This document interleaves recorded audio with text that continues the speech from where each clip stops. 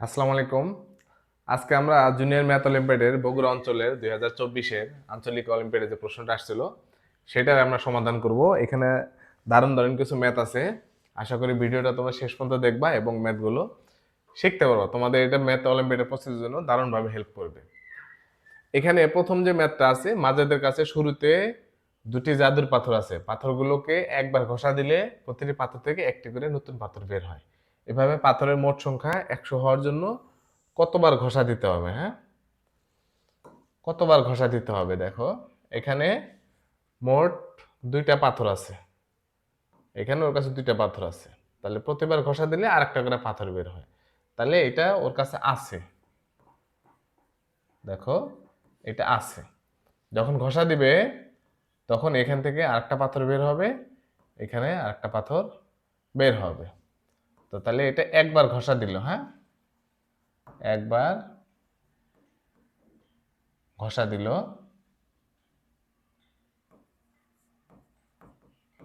একবার ঘষা, তাহলে টোটাল পাথর কত হলো? 4টা। তাহলে এখন এই 4টা পাথর যদি এখন তার কাছে 4টা পাথর আছে, প্রতিটা পাথর সে ঘষা দিবে। ঘষা দিলে এইবার তার কাছে পাথর হবে 8টা। হ্যাঁ, 8টা।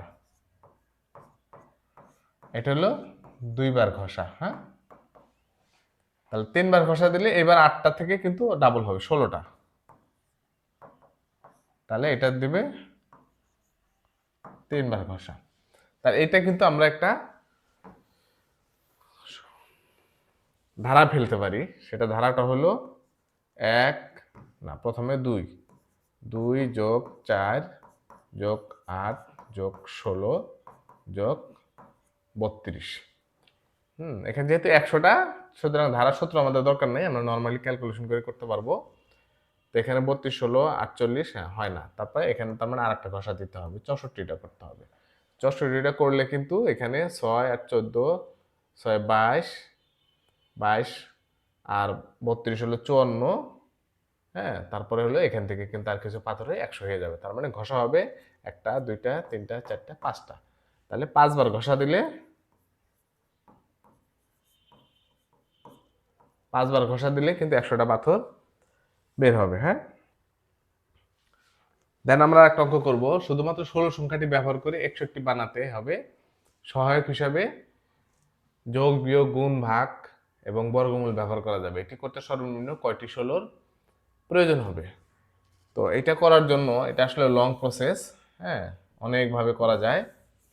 তো আমরা প্রথমে যেটা করব, 16 মানে 61। হ্যাঁ, কত বানাইতে হবে? 16 সংখ্যাটি 61 বানাতে হবে। হ্যাঁ, 61-র মধ্যে দেখো যে সংখ্যাগুলো আমরা নিব, যেহেতু যোগ, বিয়োগ, গুণ, ভাগ মানে 16 রিলেটেড সংখ্যাগুলো কিন্তু থাকতে হবে। তার মানে আমরা যদি প্রথমে 64 নেই, তাহলে 64 থেকে কত বিয়োগ দিলে? 3 বিয়োগ দিলে কিন্তু 61 হবে। তাহলে আমরা ইজিলি এটা 4 গুণ 16 64 করতে পারি। এখন 3টাকে আমরা কিভাবে করতে পারি? হ্যাঁ, 3কে আমরা করতে পারি কিন্তু 64 মাইনাস, এখানে 4 মাইনাস 1 করতে পারি। হ্যাঁ, 4 মানে 1 মানে 16 রিলেটেড। তাহলে দেখো, 16কে যদি বর্গমূল করি এটা কি হবে? 4। আর 16কে 16 দিয়ে ভাগ করলে কিন্তু এটা হবে 1। আর এখানে 16কে 4 দিয়ে, মানে 3টা 16 নিলে কিন্তু হয়ে যাচ্ছে। এর চাইতে কম আর কোনোভাবেই পসিবল না। যেভাবেই করো এর চাইতে কম আর পসিবল না। হ্যাঁ, তাহলে আমরা এখন কিভাবে করব? 16 গুণন 4 মাইনাস বর্গমূল, যেহেতু বলছে বর্গমূল করা যাবে, 16 ভাগ 16। তাহলে কয়টা 16 ব্যবহার হয়েছে? 1, 2, 3, 4টা। তাহলে এটি করতে সর্বনিম্ন কয়টি 16 হতে? সর্বনিম্ন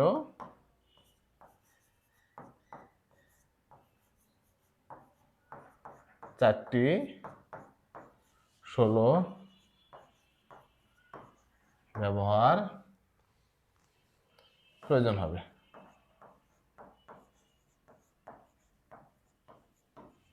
হবে। আশা করি বুঝতে পেরেছো। নেক্সট অঙ্ক করব। এখানে 2 টু দি পাওয়ার, এখানে নোটে পাওয়ারগুলো আসতে চায় না, এই জন্য এইভাবে করা টু দি পাওয়ার 10 এবং 5 টু দি পাওয়ার 8 সংখ্যাটির কতগুলো পূর্ণ ঘন উৎপাদক আছে। দেখো আমরা এটা আগে বোঝার চেষ্টা করি পূর্ণ ঘন উৎপাদক। হ্যাঁ, পূর্ণ ঘন উৎপাদক কিভাবে, যেমন 2 টু দি পাওয়ার 20। আচ্ছা ছোটটা দিয়ে বুঝাই তাহলে বুঝতে পারবা। 5 টু দি পাওয়ার 8 এখানে পূর্ণ ঘন উৎপাদক কয়টা থাকতে পারে? দেখো এখানে পূর্ণ ঘন উৎপাদক মানে কি,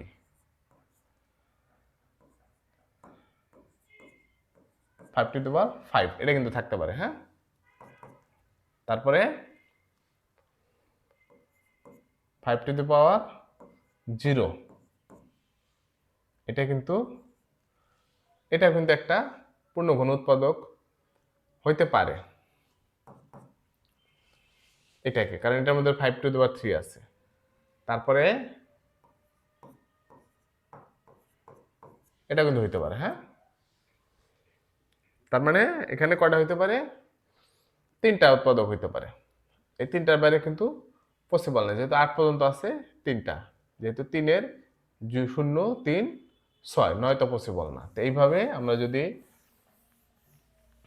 করি তাহলে 2-এর ভিত্তি ঘাত হলো 20। হ্যাঁ, তার মানে এখানে ঘন উৎপাদকের ঘাতগুলো হবে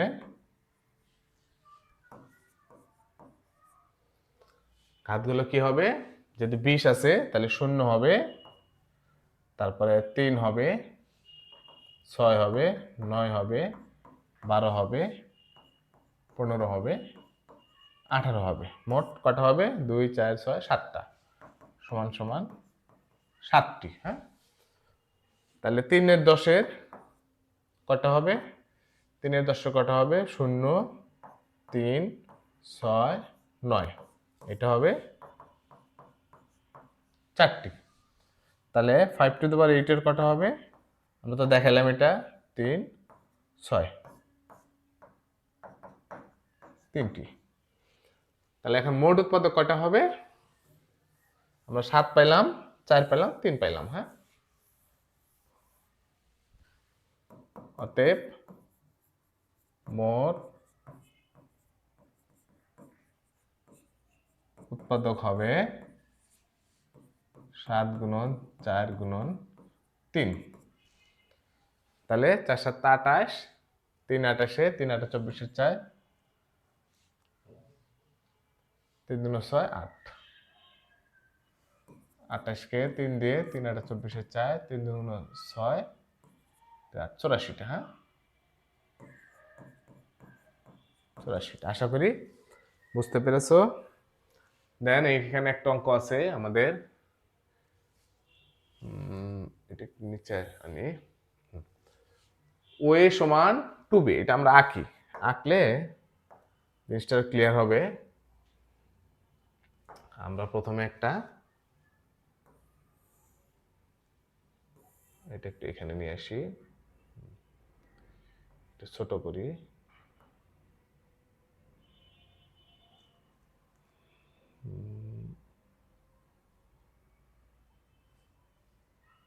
বর্গ, এটা বর্গ আঁকতে হবে। ওকে, এখন আমরা এটার কর্ণ আঁকবো।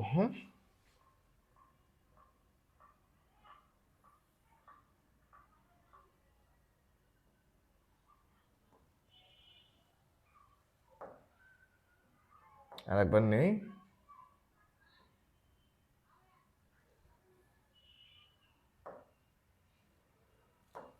ওকে,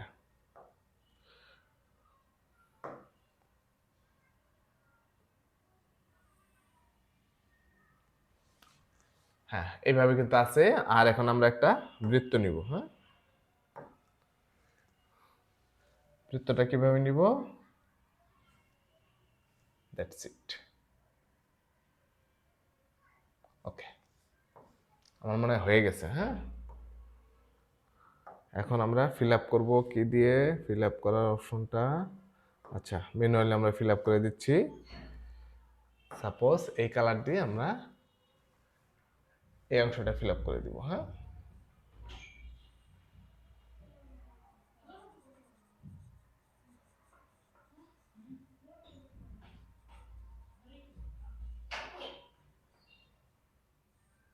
ওকে, হ্যাঁ ফিল আপ করলাম। হ্যাঁ, এখন কি বলছে, ও এ সমান, বিন্দুগুলো বসাই, ও এ বি এফ ডি।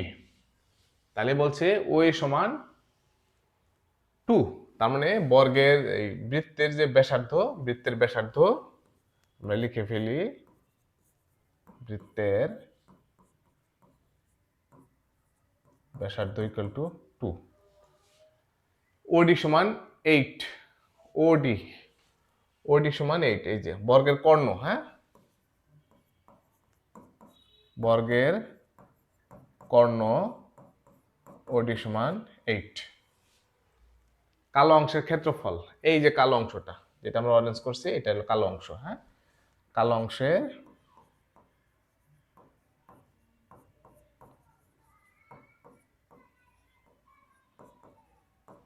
ক্ষেত্রফল equal to a minus pi by B. দেখো এখানে প্রথম আমাদের যেটা করতে হবে, টোটাল বর্গের একটা ক্ষেত্রফল বের করতে হবে। বর্গের ক্ষেত্রফল বের করলে কিন্তু আমরা এই অংশটা ক্ষেত্রফলটা বের করতে পারবো। তাহলে এই অংশের ক্ষেত্রফল বের করতে পারলে আমরা এইটার অংশের ক্ষেত্রফল আমরা বের করতে পারবো। এই যে এই অংশটা, হ্যাঁ কিভাবে বের করবো আমি দেখাইতেছি। এই অংশের ক্ষেত্রফল আমরা বের করতে পারবো। তো প্রথমে আমরা বর্গের যেহেতু কর্ণ দেওয়া আছে, বর্গের কর্ণ আমরা এই বাহুর সমান ধরে নিই। হ্যাঁ, ধরি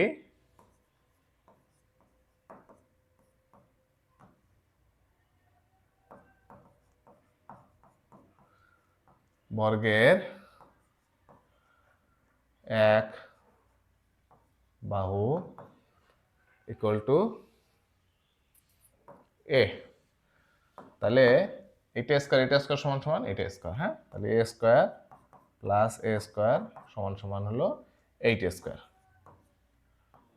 বা এ স্কয়ার সমান সমান 64 হবে, 2 স্কয়ার 64, 1 স্কয়ার সমান 32, বা এ সমান হবে √32 সমান সমান 16 দুগুণ 32, তাহলে 4 ইন্টু √2। তাহলে এ সমান হবে 4 ইন্টু √2।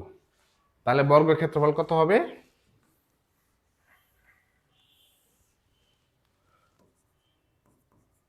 বর্গের এক বাহু হলো 4 ইন্টু √2, বর্গের ক্ষেত্রফল হবে 4 ইন্টু √2 হোল স্কয়ার। হ্যাঁ, যেখান থেকে আসলাম সেখানে ফেরত দিলাম 32।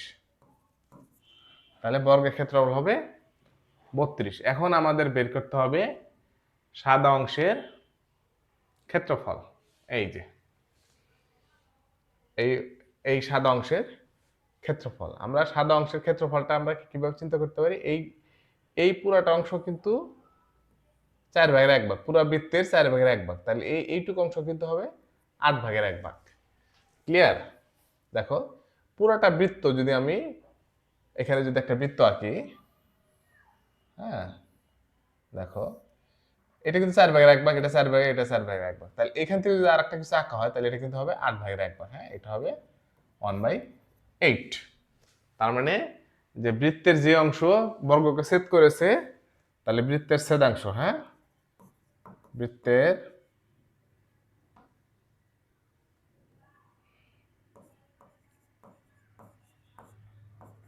ছেদাংশের ক্ষেত্রফল সমান সমান 1/8 পাই 2 স্কয়ার। দেখো পাই আর স্কয়ার, হ্যাঁ 1/8, এখানে 1/4 থেকে এখানে সাদা অংশ হবে 1/8, তাহলে 4, তাহলে π/2, π/2। ওকে, দেন আমরা এখন অঙ্কটা করে ফেলবো, সমীকরণ আকারে বের করে ফেলবো। তাহলে সাদা অংশ সমান কালো অংশ সমান সমান এটা 4/1 ভাগ। তাহলে সাদা অংশ কত?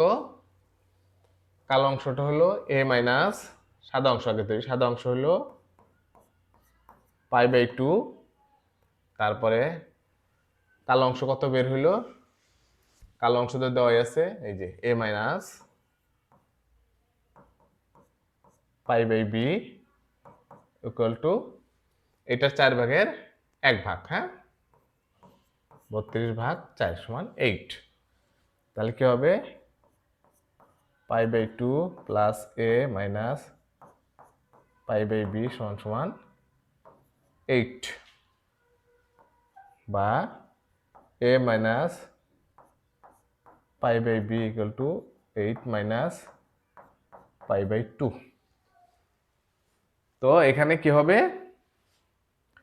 দেখো এখানে a এর মান 8 আর b এর মান 2, অতএব a সমান 8, b সমান 2। তাহলে a প্লাস b সমান 10। আশা করি বুঝতে পেরেছো। এমন একটি কাচের গোলকের ভিতর বন্দী, সেই গোলকের পৃষ্ঠের সাথে দাঁড়িয়ে একটি লেজার লাইট এমনভাবে ধরলো যেন তা গোলকের পৃষ্ঠে এমনভাবে নির্দিষ্ট কোণে বাঁক হয়। হ্যাঁ, নির্দিষ্ট কোণে বাঁক হয়। যদি আলফা সমান 60 ডিগ্রি হয় তাহলে লাইটটি গোলকের পৃষ্ঠে 2বার বাঁক নিয়ে এমনের কাছে ফেরত আসে। তো আলফা সমান 20 ডিগ্রি হলে লাইটটি সর্বনিম্ন কতবার বাঁক নিয়ে ফেরত আসবে। দেখো আমরা আগে একটা বৃত্ত আঁকি, গোলক, যেহেতু গোলক বলছে, গোলক এটা গোলক, ওকে। এখন এখানে ধরো ইমন এখানে দাঁড়ায় আছে, হ্যাঁ,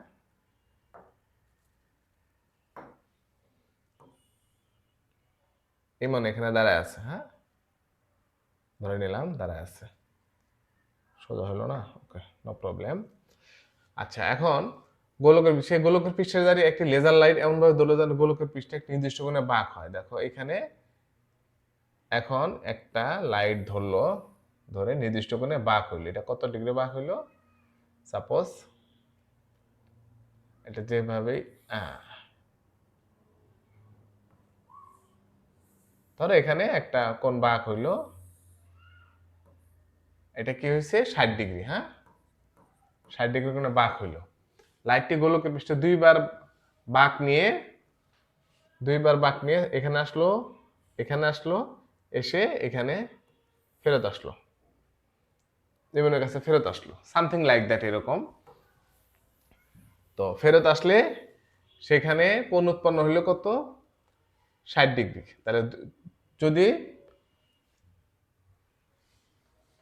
দেখো গোলকের এখানে যে আলফা সমান 20 ডিগ্রি হয়, দেখো এখানে যদি এখান থেকে যদি একটা কোণ উৎপন্ন হয়, এখানে এখানে কিন্তু টোটাল আছে 360 ডিগ্রি, হ্যাঁ।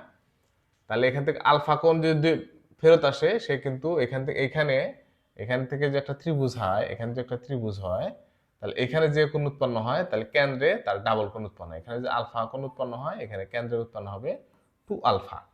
তাহলে এখানে 20 ডিগ্রি যদি কোণ হয় গোলকের পৃষ্ঠে, তাহলে কেন্দ্রে কোণ উৎপন্ন হবে 40 ডিগ্রি, হ্যাঁ।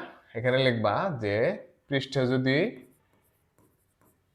পৃষ্ঠে যদি কোণ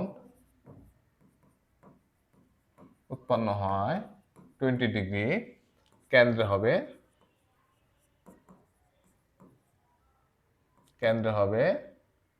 20 যোগ 2 সমান সমান 40 ডিগ্রি, হ্যাঁ। তাহলে মোট বাঁক নিবে 360 ডিগ্রি ভাগ 40 ডিগ্রি সমান সমান 9 বার। এটা হলো অ্যান্সার। আচ্ছা, চিত্রের 3টি সমান বৃত্তে একে অপরকে বহিঃস্পর্শকারী বৃত্তগুলোর ব্যাসার্ধ 8, গাঢ়কৃত অংশের ক্ষেত্রফল a√b - c পাই আকারে প্রকাশ করা যায়। a + b + c এর মান নির্ণয় করো। ওকে, এটা একটু মজার অঙ্কই, আমরা দেখাই, এক্সপ্লেন করলে আমরা দেখি কি আসবে। এটা একটা বৃত্ত, দেন যাও, এটি সমান সমান করতে হবে,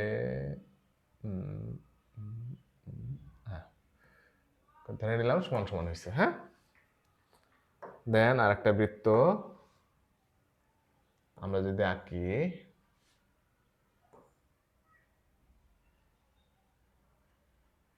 ওকে, এখন আমরা কি আঁকবো? এটা সেন্টার আঁকবো, বৃত্তের কেন্দ্র।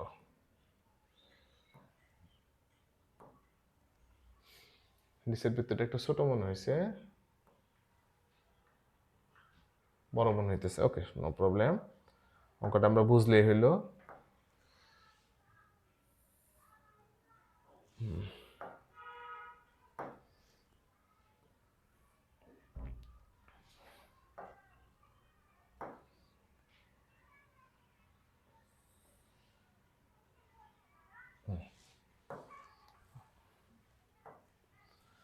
সো এখন আমরা অঙ্কটা করব।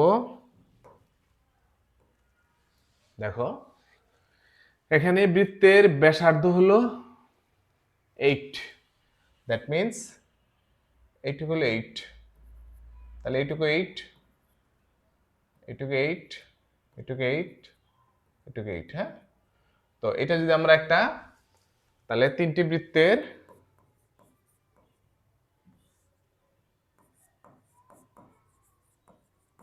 বৃত্তের কেন্দ্র মিলে একটি সমবাহু ত্রিভুজ তৈরি হয়েছে। হ্যাঁ, একটি সমবাহু ত্রিভুজ তৈরি হয়েছে। তো এখানে সমবাহু ত্রিভুজের ক্ষেত্রফল কি? তাহলে ক্ষেত্রফলটা বের করে নিতে, ক্ষেত্রফলের ব্যাপার, ক্ষেত্রফল বের করে নিতে। √3/4 a², এটা হলো সূত্র। হ্যাঁ, ক্ষেত্রফলের সূত্র। তাহলে √3/4 গুণন 16², এটা কিন্তু এটার ক্ষেত্রফলের সূত্র হবে। ওকে, দেন এখানে 16² হলে কি হবে? 256, 4 গুণন 256, 4 4 24, 4 4 16, তাহলে 64 ইন্টু √3, এটা হলো ত্রিভুজের ক্ষেত্রফল। ওকে, এখন কি বলছে? এই যে গাঢ় অংশের ক্ষেত্রফল। তো গাঢ় অংশের ক্ষেত্রফলটা কি হবে? তার আগে আমাদের যেহেতু টোটাল ত্রিভুজের ক্ষেত্রফল পাইছি, এখন এইটুকু, এটা ক্ষেত্রফল, এটার ক্ষেত্রফল যদি পাওয়া যায়, তাহলে গাঢ় অংশের ক্ষেত্রফল থেকে একটা সমীকরণ কিন্তু আমরা পাবো। এখন দেখো, এখানে যেহেতু সমবাহু ত্রিভুজ, এখানে কিন্তু উৎপন্ন করছে, কেন্দ্র উৎপন্ন করছে কত ডিগ্রি কোণ? 60 ডিগ্রি কোণ। হ্যাঁ, এটা 60 ডিগ্রি কোণ উৎপন্ন করছে। আর টোটাল বৃত্তটাকে আমরা ধরি কত ডিগ্রি? 360 ডিগ্রি। হ্যাঁ, তো বৃত্তের ক্ষেত্রফল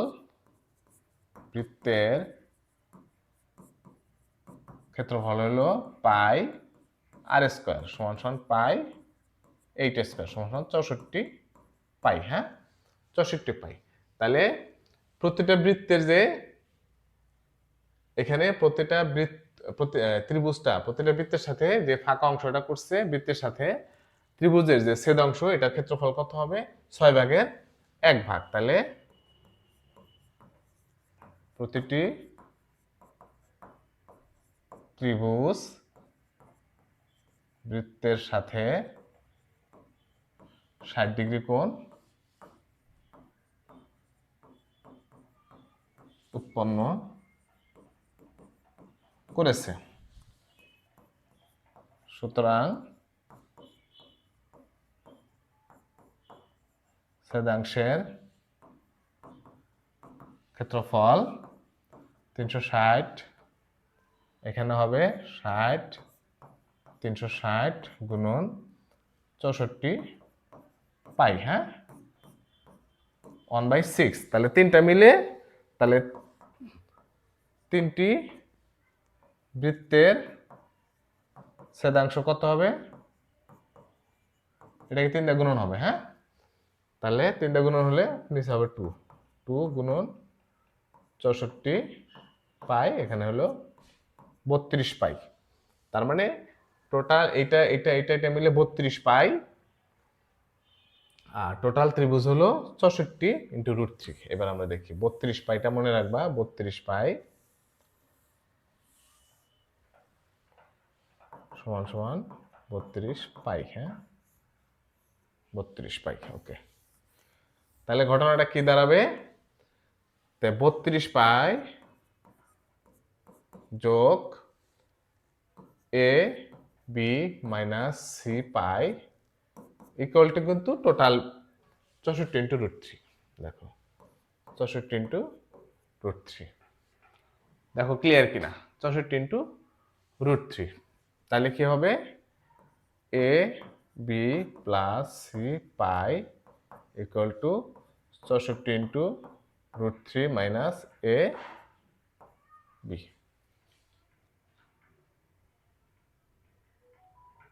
না হয়নি, একটু কারেকশন করি। তাহলে এখানে সমীকরণটা কি হবে? সমান 64 ইন্টু √3। তাহলে আমরা এইটার এটা এটা এটা পাশে নিয়ে আসবো, হ্যাঁ বাম পাশে রাখবো। Minus C pi equal to 64 into √3 minus 32 pi. দেখো এখানে বির মান 3, এর মান 64 আর সির মান হলো 32। অতএব এ সমান 64, বি সমান 3, সি সমান 32। তাহলে কি হবে? অতএব A plus B plus C equal to 64 plus 3 plus 32। হ্যাঁ, 35 আর হলো এখানে 2 3 2 5 আর 4 9 আর 3 6 9, 99। আশা করি বুঝতে পেরেছো। নেক্সট নেক্সট নাই তো থ্যাংক ইউ তোমাদেরকে। আশা করি ক্লাসটা তোমরা এনজয় করেছো এবং এখান থেকে যে জিনিসগুলো শিখছো এটাতে তোমরা আরো বেশি প্র্যাকটিস করে তোমাদের ভালো একটা উপস্থিতি হবে। আসসালামু আলাইকুম।